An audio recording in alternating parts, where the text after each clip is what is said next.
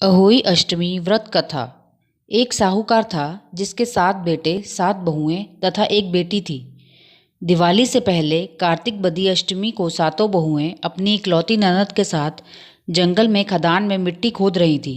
वहीं स्याऊ की मान थी। मिट्टी खोदते समय ननद के हाथ से ईसे का बच्चा मर गया।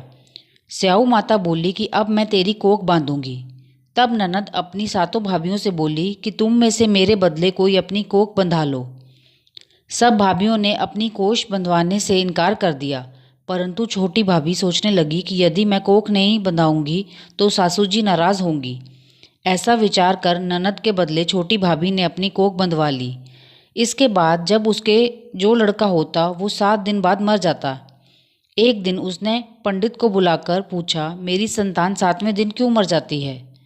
तब पंडित ने कहा कि तुम सुरही गाय की पूजा किया करो। सुरही गाय स्याऊ माता की भायली है, वे तेरी कोख छोड़े तब तेरा बच्चा जिएगा। इसके बाद वे बहू प्रातःकाल उठकर चुपचाप सुरही गाय के नीचे सफाई आदि कर जाती। गौ माता बोली कि आजकल कौन मेरी सेवा कर रहा है, सो आज देखूंगी। गौ माता खूब तड़के उठी। क्या देखती है कि एक साहूकार के बेटे की बहू उसके नीचे सफाई कर रही है। गौ माता उससे बोली, क्या मांगती है? तब साहूकार की बहू बोली कि स्याऊ माता तुम्हारी भाईली है, उसने मेरी कोख बांध रखी है, सो मेरी कोख खुलवा दो। गौ माता ने कहा, अच्छा। तब गौ माता समुद्र पार अपनी भाईली के पास उनको लेकर चली। रास्ते में कड़ी धूप थी, सो वे दोनों एक पेड़ के नीचे बैठ गईं। थोड़ी देर में एक सांप आया और उसी पेड़ पर गरुड़ पंखनी पक्षी का बच्चा था, उसको डसने लगा। तब साहूकार की बहू ने सांप मारकर झाल के नीचे दबा दिया और बच्चों को बचा लिया।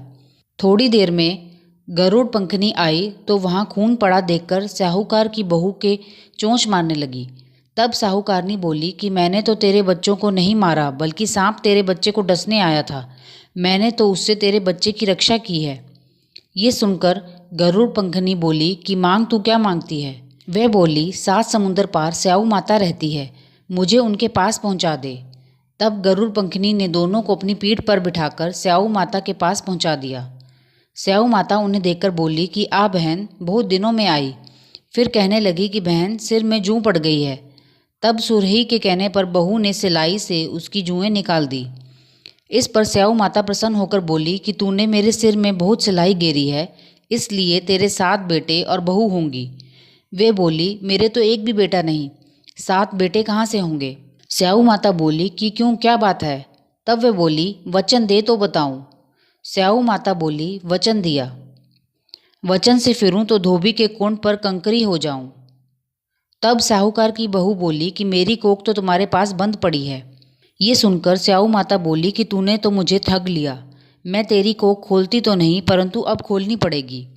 जा, तेरे घर तुझे 7 बेटे 7 बहुएं मिलेंगी, तू जाकर उजमन करियो। 7 अहोई बनाकर 7 कढ़ाई करियो। वे घर लौट आई तो वहाँ देखा 7 बेटे 7 बहुएं बैठे हैं। वे खुश हो गई। उसने 7 अहोई बनाई, 7 उजमन किए तथा कढ़ाई की।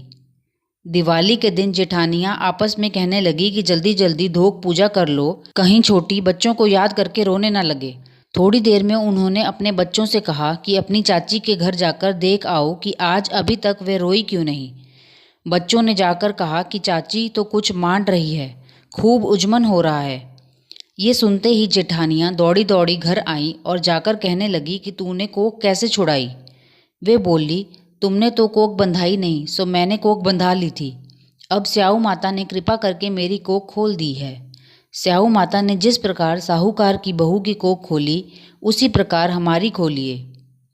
कहने वाले तथा सुनने वाले की तथा सब परिवार की कोख खोलिए।